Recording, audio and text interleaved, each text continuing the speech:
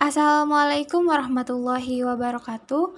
Perkenalkan, nama saya Aisyah Rizka Zahrani. Saya dari kelas 9D. Pada kesempatan kali ini, saya akan menjelaskan materi tentang masa kemerdekaan pada tahun 1945 sampai 1950 mengenai persiapan kemerdekaan Indonesia. Awal mula kemerdekaan Indonesia terjadi ketika Jepang mulai mengalami kekalahan, kemudian berusaha menarik dukungan Indonesia dengan cara menjanjikan kemerdekaan setelah Perang Asia Timur Raya berakhir. Janji tersebut diucapkan oleh Perdana Menteri Jepang, Jenderal Kuniako, tanggal 7 September 1945.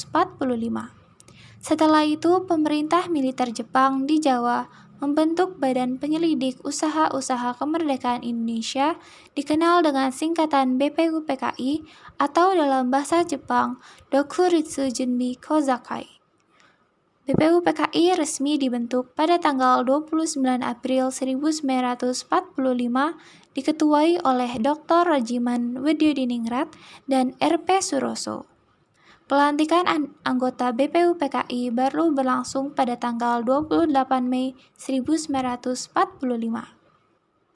BPUPKI mengadakan sidang sebanyak 2 kali pada tanggal 29 Mei sampai 1 Juni 1945 dan 10 sampai 17 Juli 1945. Sidang pertama BPUPKI. Agenda sidang pertama BPUPKI adalah membahas tentang rumusan dasar negara untuk Indonesia Merdeka dan berlangsung selama 4 hari mulai tanggal 29 Mei 1945 hingga 1 Juni 1945. Pada saat itu, Ketua BPUPKI meminta pandangan dari anggota mengenai dasar negara sesuai kondisi bangsa serta nilai-nilai dan kepribadian bangsa Indonesia. Kemudian muncul beberapa ide pokok yang dikemukakan oleh tokoh nasionalis. Pertama, Mr. Muhammad Yamin. Pada tanggal 29 Mei 1945, beliau mengemukakan 5 asas dasar negara Indonesia Merdeka, yaitu A. Peri kebangsaan, B. Peri kemanusiaan, C. Peri ketuhanan, D. Peri kerakyatan, E. Peri keadilan. Selain itu, beliau mengusulkan rumusan dasar negara dengan isi A. Ketuhanan yang Maha Esa, B. Kebangsaan Persatuan Indonesia, C. Rasa kemanusiaan yang adil dan beradab, D. Kerakyatan yang dipimpin oleh hikmat kebijaksanaan dalam permusyawaratan atau perwakilan, dan E. Keadilan sosial bagi seluruh rakyat Indonesia. Kedua, Prof. Dr. Supomo. Beliau menyampaikan mengenai ide-ide pokok tentang negara yang diawali dengan 3 syarat mutlak adanya negara pada tanggal 31 Mei 1945. Syarat tersebut berisi A. Harus ada daerah, yaitu meliputi batas Hindia sampai Belanda. B. Harus ada rakyat sebagai warga negara, yaitu yang memiliki kebangsaan Indonesia. C. Harus ada pemerintahan, yaitu pemerintahan yang berdaulat berdasar pada hukum internasional. Beliau juga mengemukakan 3 teori aliran dalam bernegara, yaitu A.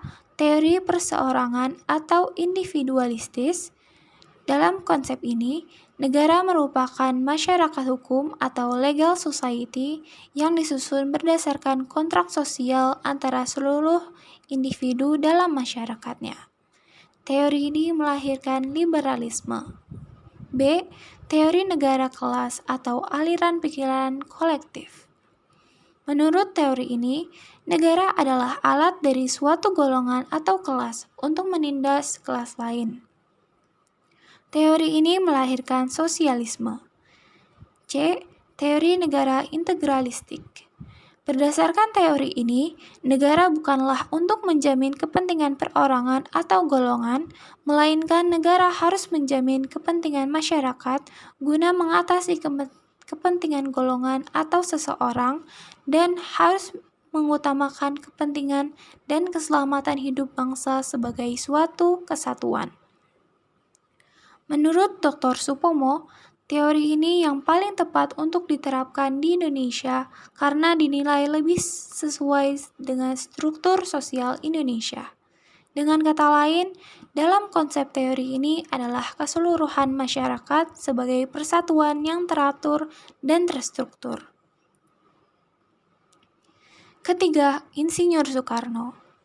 Beliau mengemukakan 5 asas dasar negara sebagai dasar negara Indonesia pada tanggal 1 Juni 1945 yang berisi A. Nasionalisme atau kebangsaan Indonesia, B. Internasionalisme atau peri kemanusiaan, C. Mufakat atau demokrasi, D. Kesejahteraan sosial, D. Ketuhanan yang Maha Esa atau ketuhanan yang berkebudayaan. Soekarno mengusulkan agar dasar negara diberi nama Pancasila. Pada akhirnya tanggal 1 Juni dijadikan sebagai hari lahirnya Pancasila. Sebab akhir sidang pertama belum terbentuk rumusan dasar negara, maka terbentuk Panitia 9 yang bertugas untuk menampung serta memeriksa usulan lain yang datang mengenai konsep dasar negara. Susunan Panitia 9 diketuai oleh Insinyur Soekarno yang beranggotakan Dr. Andes Muhammad Hatta, Mr. Alexander Andries Maramis, Mr. Muhammad Yamin, Kiai Haji Wahid Hashim, Mr. Ahmad Subarjo, Abdul Kahar Muzakir, Haji Agus Salim, dan Abi Kusno Cokro Suyoso. Pada tanggal 22 Juni 1945, Panitia 9 melaksanakan rapat untuk merumuskan dasar negara dan menghasilkan naskah rancangan Mukadimah Hukum Dasar oleh Muhammad Yamin yang diberi nama Jakarta Charter atau Piagam Jakarta. Piagam Jakarta itu berisi 1. Ketuhanan dengan kewajiban menjalankan syariat Islam bagi pemeluk-pemeluknya. 2. Kemanusiaan yang adil dan beradab. 3. Persatuan Indonesia. 4. Kerakyatan yang dipimpin oleh hikmat kebijaksanaan dalam permusyawaratan atau perwakilan. 5. Keadilan sosial bagi seluruh rakyat Indonesia. Pada sidang kedua BPUPKI ada penambahan anggota BPUPKI berjumlah 6 orang, yaitu Kiai Haji Abdul Fattah Hasan, R. Asike Natanegara, BKPA Surjo Hamijojo. 4. Insinyur Pangeran Muhammad Nur. 5. Mr. Mas Besar Marto Kusumo. 6. Abdul Kafar. Agenda hari pertama sidang kedua adalah laporan mengenai hasil kerja Panitia 9 yang telah merumuskan Piagam Jakarta. Pada saat itu juga terbentuk Panitia Hukum Dasar yang terbagi dalam 3 kelompok, yaitu 1.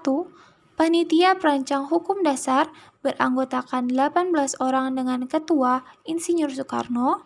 2. Panitia Pembela Tanah Air beranggotakan 22 orang dengan Ketua Abi Kusno Cokro Sujoso. 3. Panitia Ekonomi dan Keuangan beranggotakan 22 orang dengan Ketua Dr. Andes Muhammad Hatta.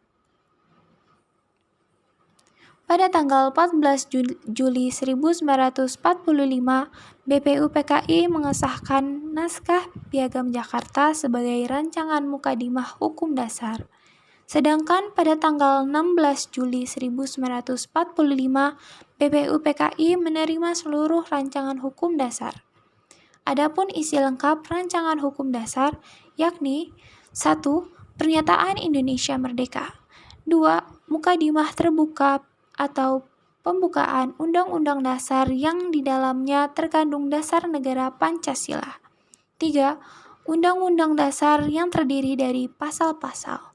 Setelah berhasil merumuskan dasar negara dan konstitusi, pada sidang kedua BPUPKI juga berhasil diambil keputusan penting tentang bentuk negara, yaitu Republik dan luas wilayah negara baru Indonesia yang meliputi seluruh kepulauan di Indonesia, kecuali Irian, Tarakan, dan Morotai yang pada waktu itu masih dikuasai Jepang. Sidang kedua BPUPKI ditutup pada tanggal 17 Juli 1945 dan dengan demikian tugas BPUPKI telah selesai dilaksanakan. Pancasila sebagai dasar negara dan UUD sebagai konstitusi telah berhasil dirumuskan. Setelah menyelesaikan tugas, BPUPKI dibubarkan pada tanggal 7 Agustus 1945, kemudian dibentuk PPKI atau Panitia Persiapan Kemerdekaan Indonesia atau Dokuritsu Jinbi Inkai yang beranggotakan 21 orang dengan Insinyur Soekarno diangkat sebagai ketua, Dr. Andes Muhammad Hatta sebagai wakil ketua, dan Dr. KRT Rajiman Widyo Diningrat sebagai anggota. Sekian materi dari saya, terima kasih telah menyaksikan. Semoga materi yang saya sampaikan bisa bermanfaat. Mohon maaf apabila ada kesalahan. Wassalamualaikum warahmatullahi wabarakatuh.